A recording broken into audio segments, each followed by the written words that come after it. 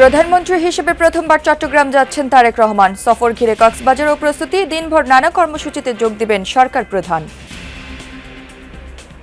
আমাদেরকে ঘর দিয়েছে, আমরা অনেক খুশি হয়েছি। বাঁশখালীবাজারের জন্য আমাদের মাননীয় প্রধানমন্ত্রী 100টা ঘর প্রাথমিকভাবে আমাদেরকে দিচ্ছে। মাননীয় প্রধানমন্ত্রীকে খুব কাছ থেকে দেখবে, আমি দল হিসেবে আমি নিজেও গর্ববোধ করছি, আমাদের হাটহাজারীবাসীও গর্ববোধ করবে আশা করছি। সরকারি হাসপাতালে দুপুরের পর চিকিৎসকের দেখা মেলা ভার। রাজধানীর বাইরে থেকে আসা রোগীদের পড়তে হয় বিপাকে। বারান্দায় হলেও প্রাথমিক চিকিৎসা দেন, তারপর অন্য জায়গায় পাঠান। এরপরে ওনারা রুগীকে চায় দেখে না, এখান থেকে রুগীরা মর্মান্তিক অবস্থায় অন্য হসপিটালে ফেরত যেতে হয়। এই জায়গায় সিট পাইতেছে না, বলে যে সিট নাই, কিন্তু আশেপাশে অনেক মানুষ বলতেছে যে সিট আছে, অনেক খালি হয়েছে, কিন্তু সিট এখন দেবে না। আরাকান আর্মির কাছ থেকে অস্ত্র কিনছে পাহাড়ের 3 সশস্ত্র সংগঠন। সেনাবাহিনী আত্মসমর্পণের অনুরোধ জানালেও শর্ত নতুন শান্তি চুক্তির। আমাদের বক্তব্য হলো চুক্তির মোতাবেক যথাযথভাবে চুক্তি পূর্ণাঙ্গ বাস্তবায়ন। পূর্ণ স্বায়ত্ত শাসনের প্রশ্নে সরকার ঐকমত হয় এবং একটা যদি চুক্তিতে উপনীত হয়, তখনই পার্বত্য চট্টগ্রামের একটা সুষ্ঠু সমাধান আসবে বলে আমরা মনে করি। বেসরকারি খাতে ঋণ প্রবৃদ্ধি স্মরণকালের সর্বনিম্ন। জ্বালানি সংকট সহ অনুকূল পরিবেশ না থাকায় নতুন বিনিয়োগে আগ্রহী নন উদ্যোক্তারা। 3 মাসের নিষেধাজ্ঞা কাটিয়ে কাপ্তাই লেকে সোমবার শুরু হচ্ছে মাছ শিকার। নাটোরের খালবিলে নির্বিচারে ব্যবহৃত হচ্ছে অবৈধ চায়না দুয়ারি ও কারেন্ট জাল। হবিগঞ্জের সরকারি প্রাথমিক বিদ্যালয়ের 259টি ভবনই ঝুঁকিপূর্ণ। আতঙ্ক নিয়ে লেখাপড়া করছে 35,000 শিক্ষার্থী। প্রশাসনিক উদ্যোগের আশ্বাস। হরমুজ প্রণালী খুলতে বেশ কিছু শর্ত দিল ইরান। মার্কিন নৌ অবরোধ প্রত্যাহারের পাশাপাশি গুনতে হবে যুদ্ধে ক্ষয়ক্ষতির মাসুল।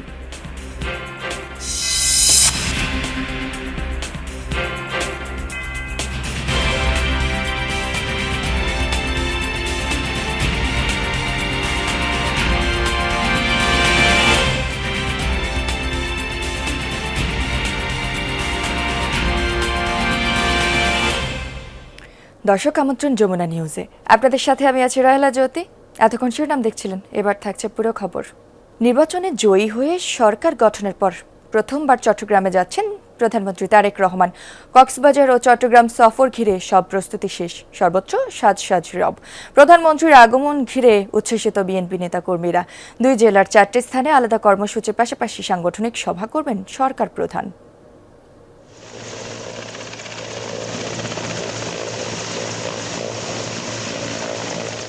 রোববার সকালে কক্সবাজারের মহেশখালীতে মাতারবাড়ি গভীর সমুদ্র বন্দর, কয়লাভিত্তিক বিদ্যুৎ কেন্দ্র ও সমন্বিত উন্নয়ন কর্তৃপক্ষের কার্যক্রম পরিদর্শন শেষে হেলিকপ্টার যোগে প্রথমে চট্টগ্রামের বাঁশখালীতে আসবেন প্রধানমন্ত্রী তারেক রহমান।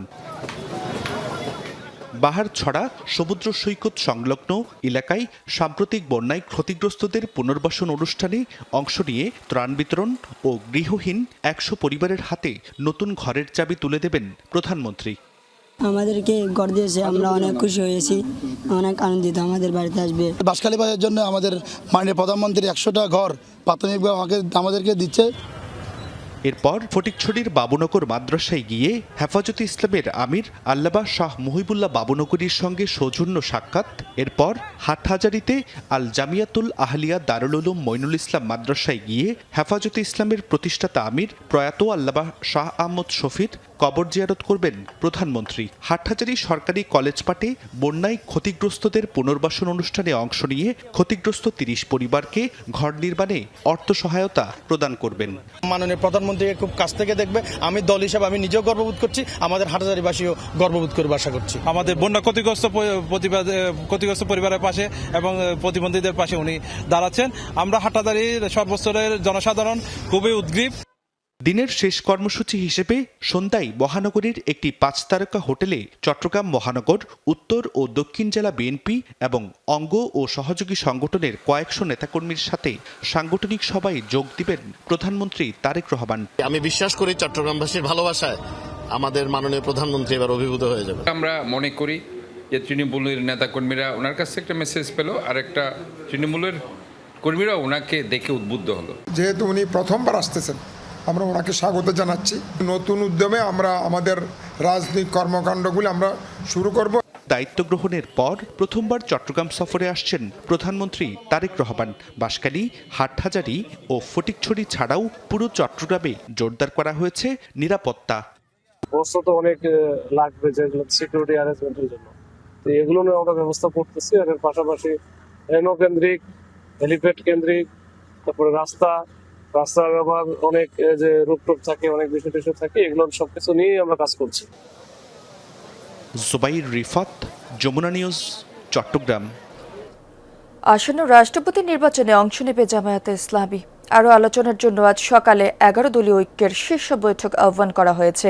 সেখানে চূড়ান্ত হতে পারে প্রার্থীর নাম। শনিবার সন্ধ্যায় রাজধানীর মগবাজারে দলটির কেন্দ্রীয় কার্যালয়ে নির্বাহী পরিষদের বৈঠকে সিদ্ধান্ত হয়। পরে এক সংবাদ বিজ্ঞপ্তিতে এটি নিশ্চিত করা হয়। বৈঠকে সভাপতিত্ব করেন বিরোধী দলীয় নেতা ও জামায়াতে ইসলামের আমির ডাক্তার শফিকুর রহমান। এ সময় আসন্ন রাষ্ট্রপতি নির্বাচনে অংশ নেওয়ার ব্যাপারে সর্বসম্মতভাবে সিদ্ধান্ত হয়। সরকারি হাসপাতালে চিকিৎসা নিতে যাওয়াই এক ভোগান্তি। দুর্ভোগ যেন আরও বাড়ে দুপুর 2টার পর। বন্ধ হয়ে যায় বহির্বিভাগ। চিকিৎসক সংকটের পাশাপাশি বেড পাওয়াও তখন দুষ্কর। ফলে প্রাথমিক চিকিৎসা দিয়েই রোগীদের পাঠিয়ে দেওয়া হয় অন্য হাসপাতালে। শিশু থেকে বৃদ্ধ, এমনকি নবজাতক রোগীর স্বজনরাও ঘোরেন হাসপাতালের দ্বারে দ্বারে। অন্য জেলা থেকে ঢাকায় আসা রোগীদের দুর্দশা আরও বেশি। রাজধানীর বিভিন্ন সরকারি হাসপাতাল ঘুরে চিকিৎসা সেবার শ্রীহীন অবস্থা তুলে ধরেছেন সহকর্মী রেদওয়ান আহমেদ। ক্যামেরায় ছিলেন আরেক সহকর্মী নাহিদ হোসেন।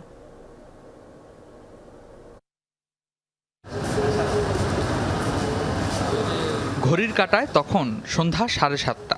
রবিন রেশমা দম্পতির অসুস্থ সন্তান রায়হানকে নিয়ে এসেছেন সরকারি এই হাসপাতালে। জরুরি বিভাগে প্রাথমিক চিকিৎসা দিয়ে কি বললেন চিকিৎসক? 101 ডিগ্রি জ্বর আছে এবং যে সিরাপটা নিয়ে লেগছে ওইটাও আমার ব্যাগে আছে, আমি খাওয়াইতেছি, তারপরে কমতেছে না দেখে আমি এই জায়গায় আসছি। দেন আসার পরে আবারও ওইটাই লেগছে। এগুলো যদি না হয় তাহলে শ্যামলতে যে শিশু হাসপাতাল আছে ওখানে যাইতে বলছে, বা ঢাকা মেডিকেলে নিতে বলছে, যাইতে বলছে। এখানে চিকিৎসা না, এখানে হবে না। উপস্থিত নাই, আমাদের ধারণ ক্ষমতা দূর আছে, আমরা নিয়ে নিচ্ছি। আরো বেশি আছে, ধারণ ক্ষমতা বেশি আছে।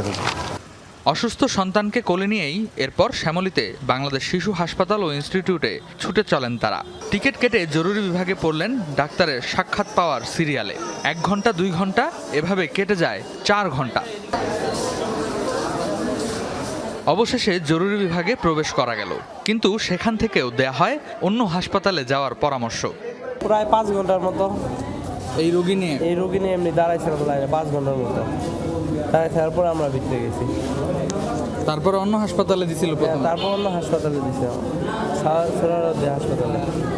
এবার রোগীকে নিয়ে চিকিৎসকের মুখোমুখি যমুনা টেলিভিশন। জানতে চাই রেফার্ড রোগীকে নতুন করে কেন অন্য হাসপাতালে পাঠানো। সাথে সাথে রেফার্ডের সিল কেটে দিয়ে দিলেন সিটের বরাদ্দ। ছেড়ে দিতেছিলাম কারণ তখন ডেটটা ছিল না, এখন দেখতেছি যদি টোটাল শিফট হয় আমাদের আইসি। এখন দেখি একটু খোঁজ নিয়ে দেখতে থাকি, একটু কথা বলি বাবা। সরকারি হাসপাতালে স্বাভাবিক সেবা মেলে সকাল 8টা থেকে দুপুর 2টা পর্যন্ত। এরপর সেবা বলতে কেবল জরুরি বিভাগের প্রাথমিক চিকিৎসা। সকাল না হলে মিলবে না সিনিয়র চিকিৎসক। রাতের ঢাকায় রোগী ও স্বজনদের তাই ভোগান্তির শেষ নেই। এমন চিত্র প্রতিটি দিনের। শিশু হাসপাতালের বাইরে পাওয়া গেল অপেক্ষারত আরও কয়েকজনকে। বেড সংকটের কারণ দেখিয়ে ফিরিয়ে দেওয়া হয়েছে তাদের সবাইকে। সৌদিতে হাউসে বসেছিলাম যে আমি রোগী নিয়ে বাড়ি চলে যাবো, ঠিক আছে। আমার মেয়ে পেট ফুলে গেছিল, পেটে নারী পেঁচাই গেছিল। আমার মেয়ের তো সিরিয়াস অবস্থা ছিল, ঢাকা হেলথ কেয়ারে রাখছিল। ওই বড় ভাই নিয়ে গেছিলো আমার, নিয়ে আমি 8 ঘন্টায় 15,300 টাকা আমি ওইখানে দিয়ে আইছি। বারান্দায় হলেও প্রাথমিক চিকিৎসা দেন, তারপর অন্য জায়গায় পাঠান।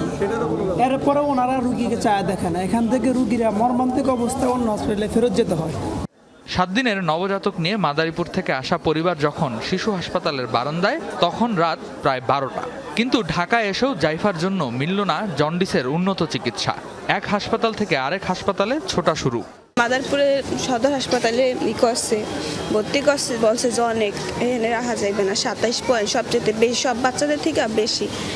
তারপরে এই জায়গায় আর কি করছে যে ঢাকা নিয়ে যাবে না ফরিদপুর। তা আমরা এই জায়গায় এসে এখন এই জায়গায় সিট পাইতেছি না, বলে যে সিট নাই। কিন্তু আশেপাশে অনেক মানুষ বলতেছে যে সিট আছে, অনেক মানে খালি হয়েছে, কিন্তু সিট এখন দেবে না। জন্ডিস হলে যে একটা ফিট থাকে ওইটা নাই, ওইটা খালি নাই বলছে।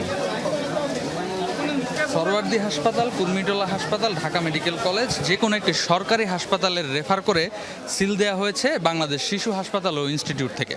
কিন্তু অন্যান্য হাসপাতালেও ঘুরে দেখা যায় যে এই ধরনের রোগীদের জন্য নেই একটি সিটও।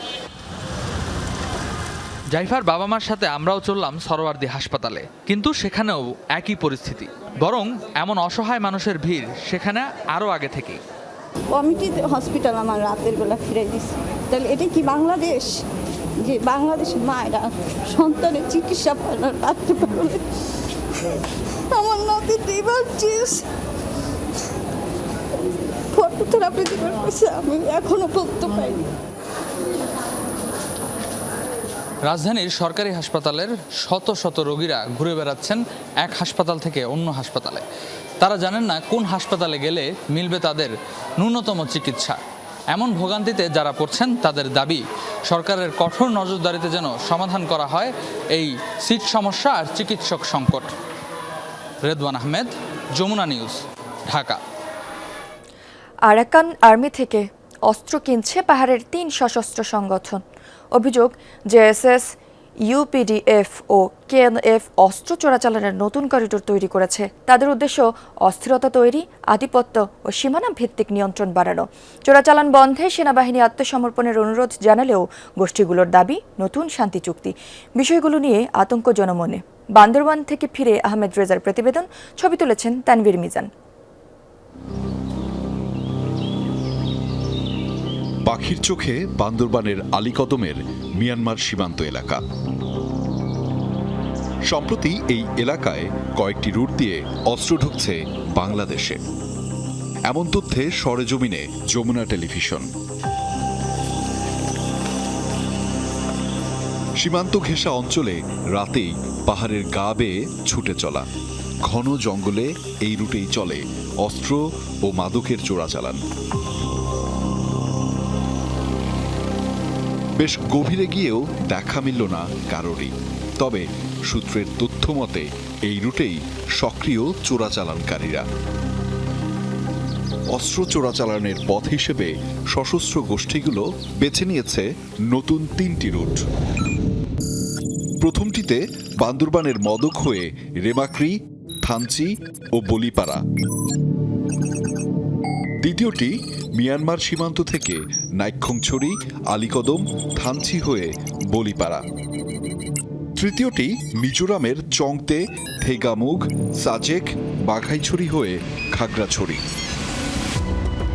জানা গেছে আরাকান আর্মির কাছ থেকেই অস্ত্র কিনছে Janasamhati Samiti, JSS, united people's democratic front, UPDF ও কুকিচিন ন্যাশনাল ফ্রন্ট, কেএনএফ। পাহাড়ের নিয়ন্ত্রণ প্রতিষ্ঠায় নতুন সরকারের নিজেদের গুছিয়ে নেয়ার সময়টিকেই টার্গেট করেছে তারা। চোরাচালানের দৃশ্য না পেলেও কেএনএফ থেকে পালিয়ে আসা দুজনের সঙ্গে কথা হয় আমাদের। একজন সস্ত্রীক ছিলেন গোষ্ঠীগুলোর সঙ্গে। মানুষের মারা, তারপরে কিভাবে মানে দূরা কিভাবে লুকায় থাকতে, এরকম অনেক আছে। দুইজনের নাম মনে হচ্ছে যারা এখনো আছে ওখানে। বানালব, জিমাস। কি চালাইছেন অস্ত্র? শটগান, শুধু শটগান স্যার। এগুলো আসতো কোথা থেকে? এই যে মিজোরাম থেকে। কোথায় থাকবে, কোথায় খাওয়া দাওয়া করবে, এটা তো উপায় নেই। এই জন্য ওখানে আমি থাকছি আর কি। আমি ট্রেনিং করে নেই, তারপরে যে অস্ত্রও ধরে নেই। জানা গেছে সবশেষ 3টি সশস্ত্র গ্রুপেরই অবস্থান ছিল ভারতের মিজোরামে। আলাদাভাবে প্রশিক্ষণ নেয় তারা। 3টি গ্রুপে সদস্য প্রায় 10,000। প্রতি 5 থেকে 6 জনে আছে একটি করে সক্রিয় অস্ত্র, যা কিছুদিন আগে ছিল অর্ধেক। সূত্রের তথ্যে গোষ্ঠীগুলো আরাকান আর্মির কাছ থেকে 25টি মেশিন গান কিনেছে সম্প্রতি। সেনাবাহিনী থেকে আত্মসমর্পণের অনুরোধ জানালেও তারা জুড়ে দিচ্ছে নতুন শর্ত। সরকার যদি উদ্যোগ নেয় চুক্তি বাস্তবায়নের জন্য আমরা অবশ্যই স্বাগত জানাবো, সাধুবাদ জানাবো। আমাদের সর্বাত্মক সহযোগিতা থাকবে। আমাদের বক্তব্য হলো চুক্তির মোতাবেক যথাযথভাবে চুক্তি পূর্ণাঙ্গ বাস্তবায়ন। আন্তরিকভাবে রাজনৈতিকভাবে যদি এরা সমাধান করতে চায়, সরকারের মাধ্যমে সম্ভব। সরকার সাথে যদি একটি রাজনৈতিক সমাধান হয় এবং পূর্ণ স্বায়ত্ত শাসনের প্রশ্নে সরকার ঐক্যমত হয় এবং একটা যদি চুক্তিতে উপনীত হয় তখনই পার্বত্য চট্টগ্রামের একটা সুষ্ঠু সমাধান আসবে বলে আমরা মনে করি। বান্দরবানে রামজুতাং, রেন্তলাং ও থিংদল তেতলাংয়ে বেশ কয়েকটি ঘাঁটি ছিল এসব গোষ্ঠীর। তবে সেনাবাহিনীর অভিযানে সেগুলো থেকে পালিয়ে সীমান্তে আশ্রয় নিয়েছে তারা। এই তিনটির বাইরে মারমা ন্যাশনাল পার্টি MNP ও খুমি পিপলস ফোর্স নামে দুটি সশস্ত্র গোষ্ঠী বাংলাদেশ ভারত ও বাংলাদেশ মিয়ানমার সীমান্তে সক্রিয় হওয়ার চেষ্টা করছে। সবুজের এই বিশালতা দেখে নিশ্চয়ই আপনার মন প্রশান্তিতে ভরে গেছে, কিন্তু কখনো কি প্রশ্ন জেগেছে কেমন আছে আমাদের এই বিশাল পাহাড়গুলো? গত কয়েক মাসে এই পাহাড়ি অঞ্চলে বিভিন্ন স্থান থেকে অস্ত্র ঢুকেছে দেদারসে, যার ফলে সক্রিয় হয়েছে সশস্ত্র সংগঠনগুলো আর অস্থিরতা বেড়েছে পুরো পাহাড়ি এলাকায়। আহমেদ রেজা, যমুনা নিউজ, বান্দরবান। বেসরকারি খাতে ঋণ প্রবৃদ্ধি একেবারে তলানিতে। জুন শেষে প্রবৃদ্ধি 4.5%-এরও নিচে, যা স্মরণকালের মধ্যে সবচেয়ে কম। সংশ্লিষ্টরা বলছেন, জ্বালানি সংকট সহ অনুকূল পরিবেশ না থাকায় উদ্যোক্তারা নতুন বিনিয়োগে আগ্রহী নন। আর খেলাপের ভয়ে ব্যাংকগুলো সেভাবে ঋণ দিচ্ছে না, যার প্রভাব বেসরকারি খাতের ঋণ প্রবৃদ্ধিতে পড়েছে। বিশ্লেষকরা বলছেন, ব্যবসার পরিবেশের উন্নতি ছাড়া বিনিয়োগ বৃদ্ধির সম্ভাবনা নেই। গেল কয়েক বছর ধরে স্থবির বেসরকারি বিনিয়োগ। সংকট আরও ঘনীভূত হয় শেখ হাসিনার পতনের পর। লাপাত্তা হয়ে যান এক শ্রেণীর ব্যবসায়ীরা। আবার গ্যাস বিদ্যুতের সংকটে কারখানা চালাতে হিমশিম খাচ্ছেন অনেকে। গতি হারিয়েছে ব্যবসা বাণিজ্য, ফলে ব্যবসা সম্প্রসারণ কিংবা নতুন বিনিয়োগে আগ্রহ নেই উদ্যোক্তাদের, যার প্রভাব পড়েছে বেসরকারি খাতের ঋণ বিতরণে। একসময় বেসরকারি খাতে ঋণের প্রবৃদ্ধি 2 অঙ্কের ঘরে থাকলেও সম্প্রতি তা নেমে এসেছে 5%-এরও নিচে। জুন শেষে বেসরকারি খাতে ঋণের প্রবৃদ্ধি দাঁড়িয়েছে 4.47%, যা 33 বছরের মধ্যে সবচেয়ে কম। ব্যাংকাররা বলছেন, নতুন বিনিয়োগ হচ্ছে না, যে কারণে ঋণের চাহিদা নেই। তাছাড়া খেলাপির ভয়ে ঋণ বিতরণে সতর্ক রয়েছে ব্যাংকগুলোও। প্রথম পার্টটা হলো যে ব্যবসায়ীরা নিতে চাচ্ছে না, বিকজ তাদের ইনফ্রাস্ট্রাকচার ফ্যাসিলিটি নাই, তাদের ইলেকট্রিসিটি নাই, তাদের বিদ্যুৎ নাই, গ্যাস নাই, তারা নিয়ে করবে কি? ব্যাংকগুলোও সে কি হয়ে গেছে, টাকা দিতে গেলে 14 বার চিন্তা করতে হচ্ছে, বিকজ আমি টাকা দিলেই NPL হচ্ছে, টাকা দিলেই NPL হচ্ছে, এবং এটা একটা কালচারে পরিণত হয়ে গেছে এটা। সুতরাং আপনি খেয়াল করবেন, প্রতিটা bank is very much concern about their loan disbursement. ব্যবসায়ীরা বলছেন, জ্বালানি সংকটে ব্যবসা টিকিয়ে রাখাই কঠিন হয়ে পড়েছে। সক্ষমতার অর্ধেকে নেমে এসেছে অনেক কারখানার উৎপাদন। এমন অবস্থায় নতুন বিনিয়োগের চিন্তা করারও সুযোগ নেই। বিশ্লেষকরাও বলছেন, পরিস্থিতির উন্নতি না হলে কেউ নতুন বিনিয়োগের ঝুঁকি নেবে না। আর লোন নিয়ে কি করবে? বিনিয়োগ করার মতো পরিবেশ তো বর্তমানে নাই। যে পরিস্থিতি, যেমন গ্যাস সংকট, বিদ্যুৎ সংকট, তারপরে নানাভাবে আমরা আন্তর্জাতিক বাজারে অর্ডার কম, বিনিয়োগ করা মানেই হচ্ছে তার গ্যাস দরকার। তো সরকার তো অনেক বছর যাবৎ কোনো গ্যাস সংযোগ দিচ্ছে না, অনেক আবেদন পরে আছে, গ্যাস পাচ্ছে না, এবং সরকার গ্যাস দিতে পারবে এরকম কোনো ডিক্লারেশনও নাই। তো ফলে কে বিনিয়োগ করতে যাবে? বাংলাদেশে বিনিয়োগটা তখনই বৃদ্ধি পেতে পারে যখন হচ্ছে cost of doing business index যেটা আছে, এটা তুলনামূলকভাবে সহজীকর হবে এবং আন্তর্জাতিক বাজারে বা দেশসমূহে যারা যুদ্ধে লিপ্ত আছে ওখানে যদি একটি স্থিতিশীল পরিবেশ না অর্জন করা সম্ভব হয়, এখানে সুদের হার কমালেও আমাদের মনে হয় না যে ব্যবসায়ীরা খুব বেশি মাত্রায় এখান থেকে ফান্ডিং করে তারা হচ্ছে ঝুঁকিপূর্ণ বিনিয়োগে যাবেন। বাংলাদেশ ব্যাংক বলছে, বেসরকারি খাতে ঋণ বাড়াতে কাজ করছেন তারা। কমানো হয়েছে নীতি সুধার। এছাড়া বন্ধ কলকারখানা সচল করতে গঠন করা হয়েছে বিশেষ তহবিল। তবে গ্যাস বিদ্যুতের নিশ্চয়তা না পেলে বিনিয়োগ বাড়বে না।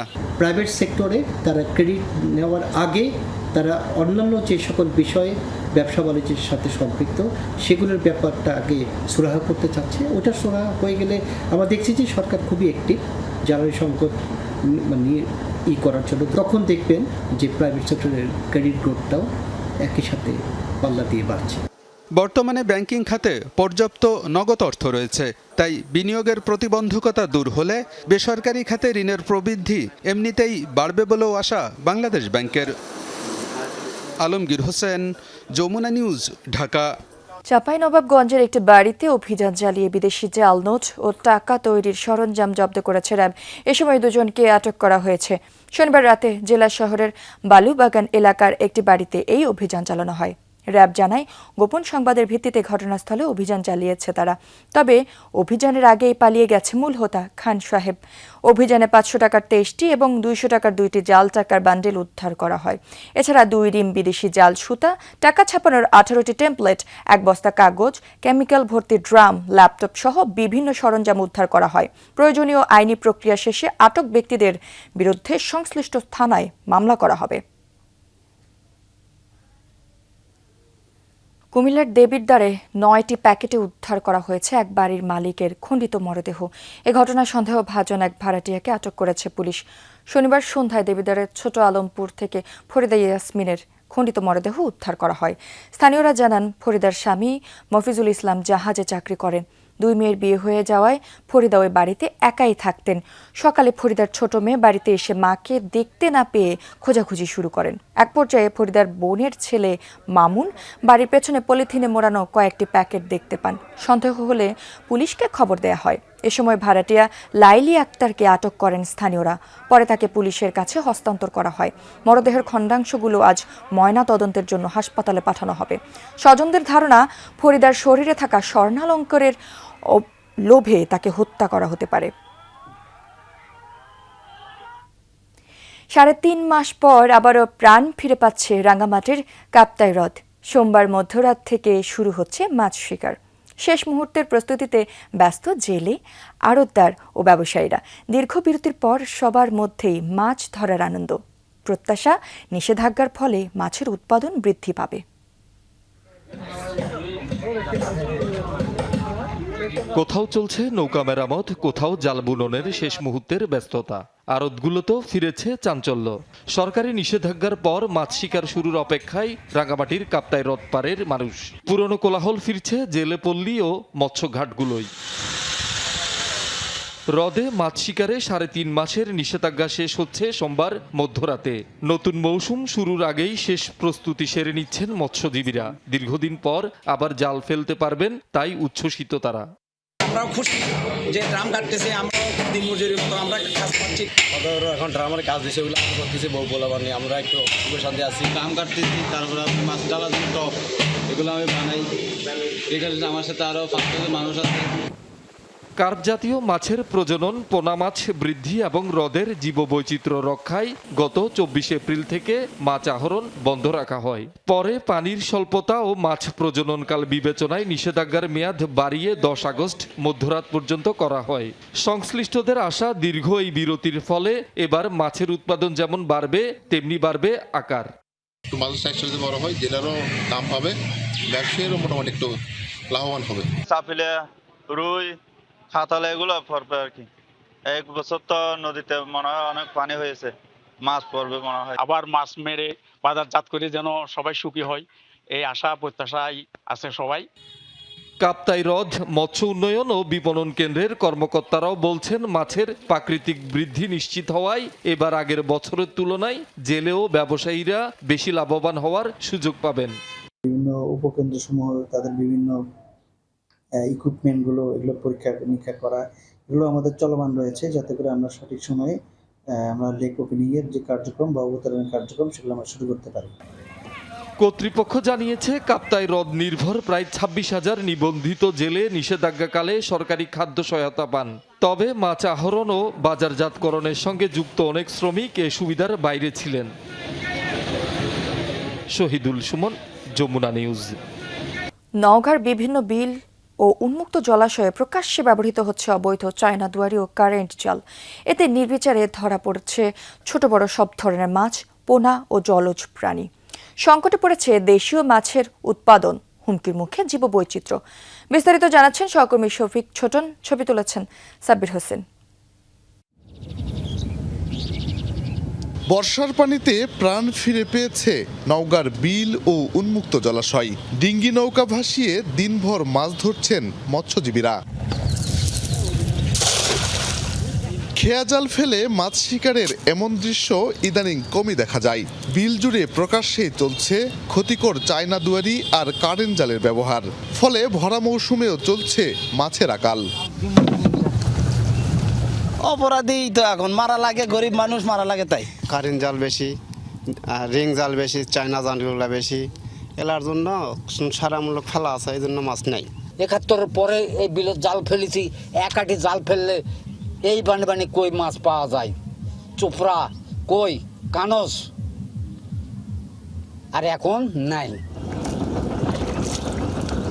নওগাঁর হাসাইগাড়ি, মুনছুর, রক্তদহ, জবই, বারোমাসি, মান্দা, করিদহ সহ বিচিত্র নামের অসংখ্য বিল ও জলাশয় রয়েছে। আষাঢ় শ্রাবণ মাসে রুই, কাতলা, বোয়াল, পাবদা, মাগুর, কই, টেংরা, শিং ও মলা সহ বিভিন্ন প্রজাতির ছোট বড় দেশীয় মাছের যোগান তৈরি হয় এসব জলাশয়ে। কিন্তু ক্ষতিকর জাল ব্যবহারে অকালে বিপন্ন হচ্ছে মাছ ও জলজ উদ্ভিদ। চায়না দুয়ারিতে আপনার ছোট মাছ যেগুলো সেগুলোও পড়ে, বড় মাছও পড়ে, আসলে ডিম যেগুলো সেগুলোও চলে যায়। এই জন্যে মাছ আর বংশ বিস্তার করতে পারে না। বেওয়াকে একতা বন্ধ হলে কেউ ফেলবে না, কথা বুঝিন। আমি হয়তো খাওয়ার জন্য ফেলি, কেউ হয়তো বেচার জন্য ফেলে, আর কেউ পেটের দায়ে ফেলে। প্রশাসনে আসা যদি ওরা যদি কিছু বলে যে জালগুলা উঠে লিয়া যায়, তাহলে তো বিলত অবশ্যই মাছ থাকবে। এখন প্রশাসন তো কিছু বলে না।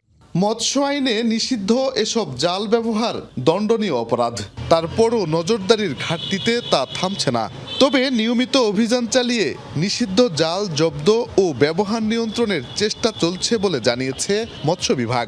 আইন প্রয়োগ শুধু আইন দ্বারা নিয়ন্ত্রণ সম্ভব না, প্রয়োগ করে পাশাপাশি সবাই যদি সর্বস্তরে সকলে যদি সহযোগিতা করে, তাহলে আমরা এটা নিয়ন্ত্রণে রাখতে পারবো।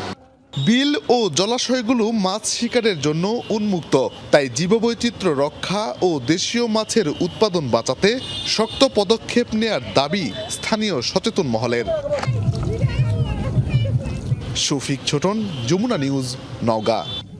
শিক্ষা জীবনের ভিত গড়ে ওঠে প্রাথমিক বিদ্যালয়ে, অথচ হবিগঞ্জে বেশিরভাগ বিদ্যালয়ের ভবনই নড়বড়ে। কোথাও ছাদ থেকে খসে পড়ছে পলেস্তারা, কোথাও আবার দেয়ালে ফাটল। দুর্ঘটনার ঝুঁকি আর আতঙ্ক নিয়ে এই ক্লাস করছে কোমলমতি শিশুরা। জেলার 1052টি সরকারি প্রাথমিক বিদ্যালয়ের মধ্যে 259টি স্কুল ভবনই ঝুঁকিপূর্ণ। এর মধ্যে 20টি ভবনকে চিহ্নিত করা হয়েছে অতি ঝুঁকিপূর্ণ হিসেবে। এসব ভবনে পড়াশোনা করছে প্রায় 35,000 শিক্ষার্থী। এভাবে মেঝেতে বসে শিক্ষা জীবনের ভিত গড়ার চেষ্টা করছে কোমলমতি ছাত্রছাত্রীরা। ভাঙা বারান্দায় চলছে পাঠদান। জীর্ণ ভবনের প্রতিটি শ্রেণীকক্ষেই যেন উৎপেতে আছে দুর্ঘটনার শঙ্কা। হবিগঞ্জ সদরের গৌরাঙ্গের চক বাবুল সরকারি প্রাথমিক বিদ্যালয়। জরাজীর্ণ ভবনের ছাদের পলেস্তরা খসে পড়ে গত 27 জুলাই। শিশুরা বাইরে থাকায় ভাগ্যক্রমে বড় দুর্ঘটনা ঘটেনি, তবে ছাদ ধসে পড়ার ঘটনা শিক্ষার্থী, শিক্ষক ও অভিভাবকদের মনে তৈরি করেছে নতুন আতঙ্ক। বিদ্যালয় ভবনটি এখন হয়ে উঠেছে উদ্বেগের কারণ। বাচ্চাদের আমরা ভালো পাঠদান করতে পারতেছি না, আমাদের রুমের অবস্থা খুব ভালো না। আল্লাহ বাঁচাইছেন, আমার বাচ্চারা জাস্ট ছুটি দিছি। শুধু গৌরাঙ্গের চক বাবুল নয়, একই চিত্র শহরের মোহনপুর সরকারি প্রাথমিক বিদ্যালয়েও। জরাজীর্ণ ভবনের দেয়াল জুড়ে ফাটল, বিভিন্ন স্থানে খসে পড়েছে পলেস্তারা। বিকল্প ভবন না থাকায় বাধ্য হয়ে ঝুঁকিপূর্ণ ভবনে চলছে পাঠদান। চারদিকে পাটা ধরে আছে, স্কুলে আসলে ভয় করে যে হঠাৎ ভেঙে পড়ে যেতে পারে। আমাদের ক্লাস নেই, যথেষ্ট ঝুঁকির মাঝে নেই, বাচ্চারাও আসতে চায় না, ক্লাসটা খুলে খুলে পড়তেছে, রং করাইলে এটা 3 মাসে বেশি থাকে না। শিশুদের নিরাপত্তার বিষয়টি গুরুত্ব না দিলে মানসম্মত প্রাথমিক শিক্ষা নিশ্চিত করা সম্ভব নয় বলছেন শিক্ষাবিদরা। শিক্ষার পরিবেশ উন্নত করতে হলে প্রথমত বাচ্চাদেরকে বসার যে স্থান, তাদের যে বেঞ্চ টেবিল, তাদের যে ফ্যানের ব্যবস্থা, বিল্ডিংয়ের ব্যবস্থা জরাজীর্ণ যেন না হয়। জেলার 1052টি সরকারি প্রাথমিক বিদ্যালয়ের মধ্যে এমন ঝুঁকিপূর্ণ বিদ্যালয়ের সংখ্যা 259টি। এর মধ্যে 20টি ভবনকে অতি ঝুঁকিপূর্ণ হিসেবে চিহ্নিত করা হয়েছে। এসব বিদ্যালয়ের শিক্ষার্থী সংখ্যা প্রায় 35,000। বিদ্যালয়গুলোর ঝুঁকিপূর্ণ ভবন সংস্কার ও নতুন ভবন নির্মাণে প্রয়োজনীয় উদ্যোগ নেওয়ার আশ্বাস দিয়েছে জেলা প্রাথমিক শিক্ষা বিভাগ। জুলাই থেকে ফ্রি ফাইল নামক একটা কর্মসূচি চালু হবে, তো আশা করতেছি সেই কর্মসূচির মাধ্যমে আমাদের সকল ঝুঁকিপূর্ণ বিদ্যালয়ে নতুন ভবন নির্মাণ করা সম্ভব হবে। বড় কোনো দুর্ঘটনা ঘটার আগেই ঝুঁকিপূর্ণ বিদ্যালয়গুলো সংস্কার বা নতুন ভবন নির্মাণ করে শিশুদের জন্য নিরাপদ ও আনন্দময় শিক্ষার পরিবেশ নিশ্চিত করার দাবি স্থানীয়দের। প্রদীপ দাস সাগর, যমুনা নিউজ, হবিগঞ্জ। নড়াইল সদর উপজেলার 3টি ইউনিয়নে বসবাস প্রায় 30,000 মানুষের, যাদের প্রতিদিনের যাতায়াতের একমাত্র ভরসা একটি রশি টানা নৌকা। কাজলা নদীর ওপর সেতু না থাকায় ঝুঁকি নিয়ে বছরের পর বছর পারাপার হচ্ছেন স্থানীয়রা। এখানে সেতু নির্মাণের দাবি দীর্ঘদিনের, আশ্বাস মিললেও এখনও হয়নি বাস্তবায়ন।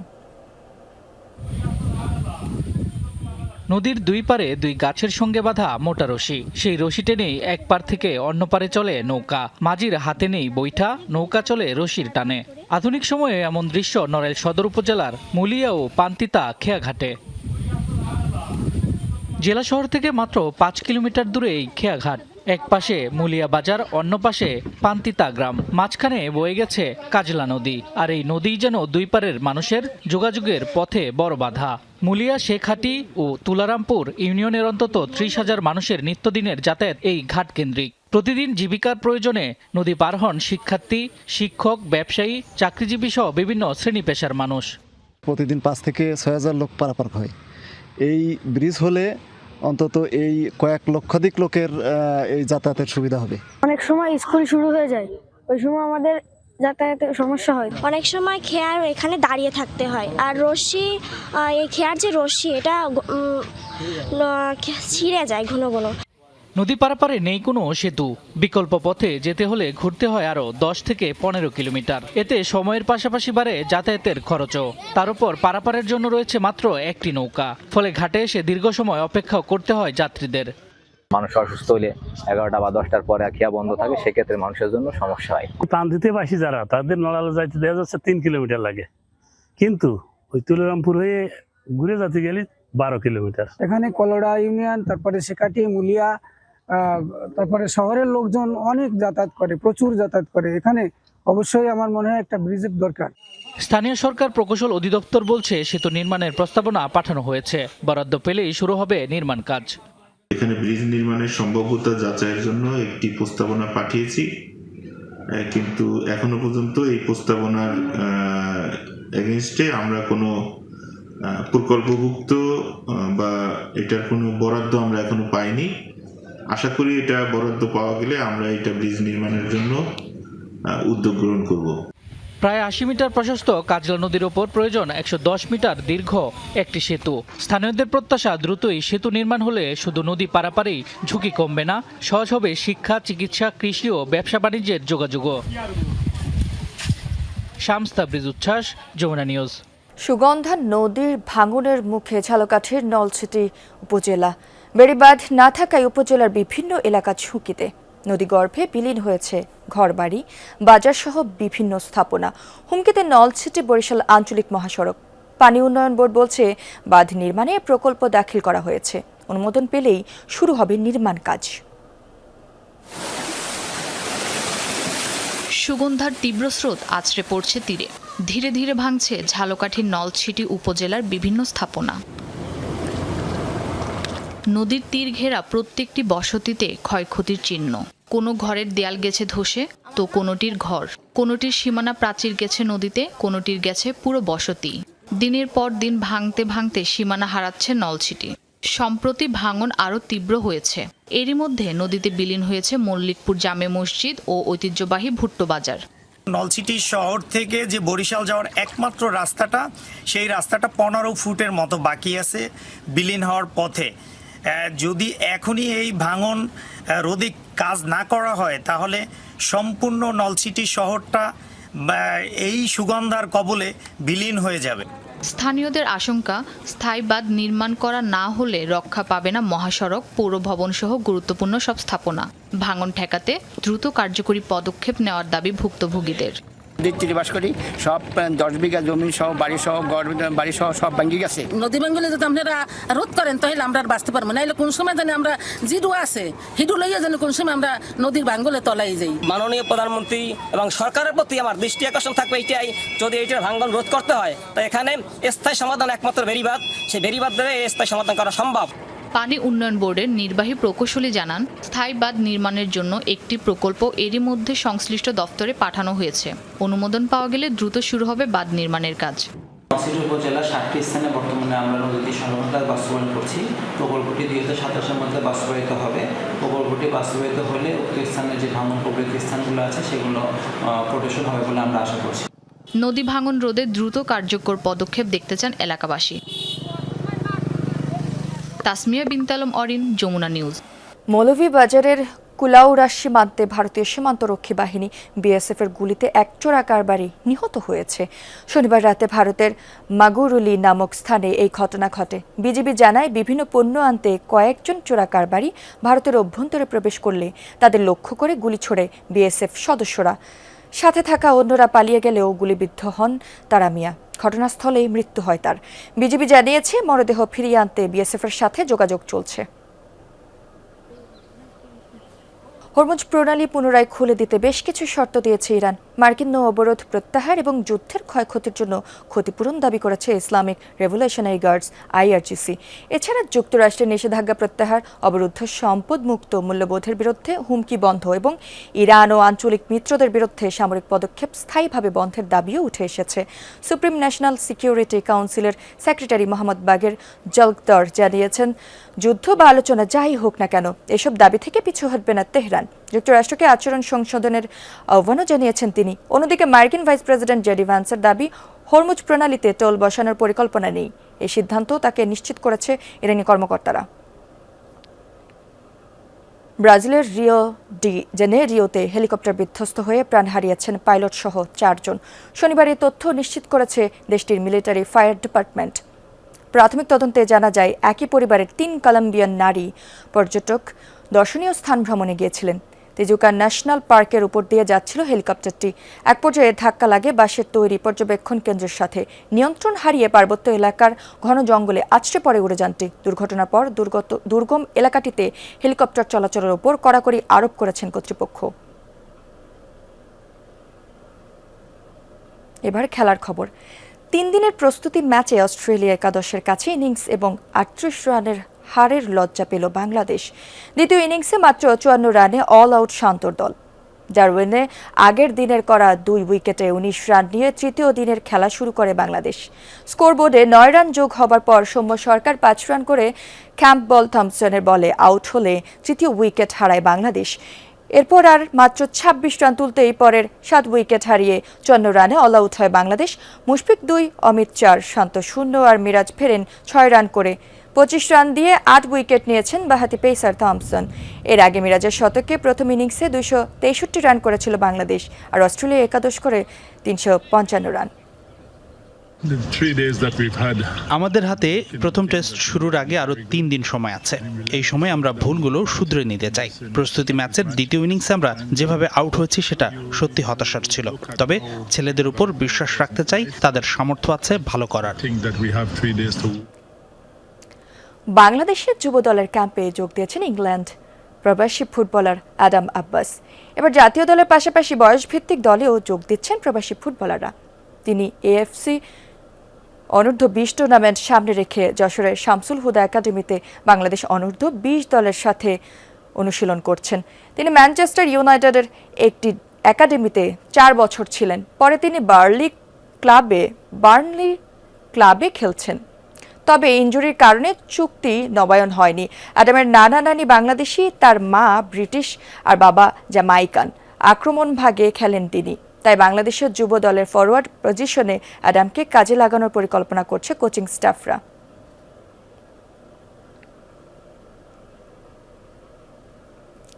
ছেলের হাত ধরে যে হোর্হে মেসি ফুটবল বিশ্বকে শাসন করার স্বপ্ন দেখেছিলেন, তার বিদায়ে শোকাহত পুরো আর্জেন্টিনা। তার প্রতি শ্রদ্ধা জানিয়ে আর্জেন্টিনার সকল বিভাগের ম্যাচের আগে 1 মিনিট নীরবতা ও কালো আর্মব্যান্ড পরার সিদ্ধান্ত নিয়েছে অ্যাসোসিয়েশন। শুক্রবার পর্যন্ত অর্ধনমিত থাকবে পতাকা। চিরপ্রতিদ্বন্দ্বী রিয়াল থেকে শুরু করে বার্সা, গোটা ফুটবল বিশ্ব সান্ত্বনার চাদরে ঢেকে দিয়েছে তাদের প্রিয় বরপুত্রকে। ফুটবল বিশ্বের আকাশে এক গভীর শোকের ছায়া। যিনি তিলে তিলে গড়ে তুলেছিলেন সর্বকালের অন্যতম সেরা এক জাদুকরকে, সেই হোর্হে মেসি পাড়ি জমিয়েছেন না ফেরার দেশে। ৬৮ বছর বয়সে আর্জেন্টিনার রোজারিওর এক ক্লিনিকে শেষ নিঃশ্বাস ত্যাগ করেন তিনি।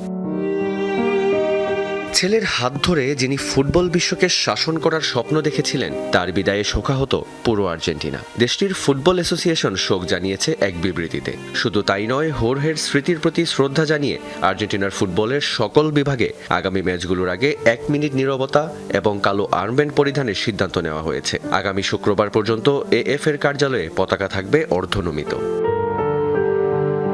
হোর্হে কেবল একজন বাবাই ছিলেন না, ছিলেন মেসির প্রথম এজেন্ট ও সবচেয়ে বড় সারথি। ১৩ বছর বয়সে ছেলেকে অচেনা স্পেনে নিয়ে আসার পেছনে ছিল এই মানুষটিরই দূরদর্শিতা। তাই তো চিরপ্রতিদ্বন্দ্বী রিয়াল মাদ্রিদ এবং প্রিয় ক্লাব বার্সেলোনা সবাই আজ বিভেদ বলে এক সুরে শোক জানিয়েছে। মেসি, তার পরিবার ও সকল প্রিয়জনের প্রতি আন্তরিক সমবেদনা জানিয়েছে রিয়াল। বার্সা কৃতজ্ঞতাভরে স্মরণ করেছে ক্লাবের প্রতি হোর্হের অসামান্য অবদানকে। নিউয়েলস ওল্ড বয়েজ থেকে কনমেবল, সবার একটাই কথা, নেপথ্যের এই মানুষটির দৃঢ় সমর্থন না থাকলে হয়তো আজ বিশ্ব পেত না তার ফুটবলের বরপুত্রকে। কঠিন এই সময়ে ফুটবল বিশ্ব আজ একা করে দেয়নি তাদের প্রিয় মেসিকে, সান্ত্বনার চাদরে ঢেকে দিয়েছে পুরো পরিবারকে। ওপারে শান্তিতে ঘুমান হোর্হে মেসি। ধন্যবাদ আপনাকে বিশ্বকে এমন এক জাদুকর উপহার দেওয়ার জন্য। রিয়ান রাফতি, যমুনা স্পোর্টস। দর্শক, এ ছিল যমুনা নিউজে। এতক্ষণ যারা সাথে ছিলেন সবাইকে ধন্যবাদ।